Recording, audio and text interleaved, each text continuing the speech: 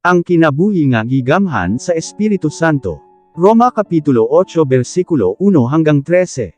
Karon, ang mga anak kang Kristo Jesus dili na silutan sa Dios. Kay human kita mahiusa kang Kristo Jesus gigamhan na kita sa Espiritu Santo nga nagahatag og kinabuhi. Busa luwas na kita gikan sa salaog kamatayon nga nagagahom kanato. Ang kasuguan dili makakuha sa gahom sa saladiha sa atong kinabuhi, tungod sa kahuyang sa atong tawhanong kinaiya.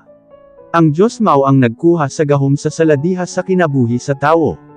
Gipadala niya din sa kalibutan ang iyang anak nga nahimong tawo sama kanatong mga makasasala aron mahimong halad alang sa atong mga sala. Ug diha sa iyang pagkatawhanon, gilaglag sa Diyos ang gahom sa sala. Gibuhat niya kini aron nga ang gipatuman sa kasuguan matuman dinhi kanato nga wala na magkinabuhi sumala sa atong tawhanon nga kinaiya kondili sumala sa Espiritu Santo. Ang mga tawo nga nagakinabuhi sumala sa ilang tawhanon nga kinaiya walay lain nga ginahunahuna kondili ang kagustuhan sa ilang tawhanon nga kinaiya, apan ang mga tawo nga nagakinabuhi sumala sa pagtultol sa Espiritu Santo walay lain nga ginahunahuna kondili ang nahimutan sa Espiritu Santo.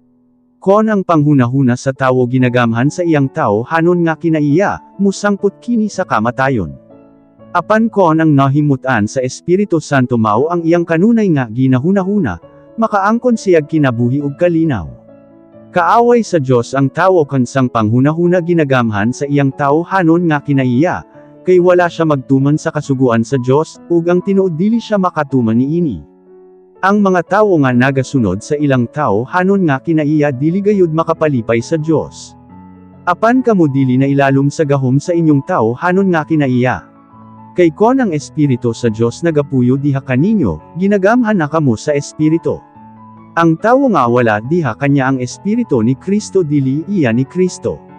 Apan tungod kay si Kristo ana kaninyo, bisan mamatay ang inyong lawas tungod sa sala, mabuhi gihapon ang inyong espiritu tungod kay gipakamatarong kamo sa Dios, unya, tungod kay ang Espiritu sa Dios nga nagbanhaw kang Hesus ana kaninyo, siya nga nagbanhaw kang Kristo mao usab ang maghatag og kinabuhi sa inyong mga may kamatayon nga lawas.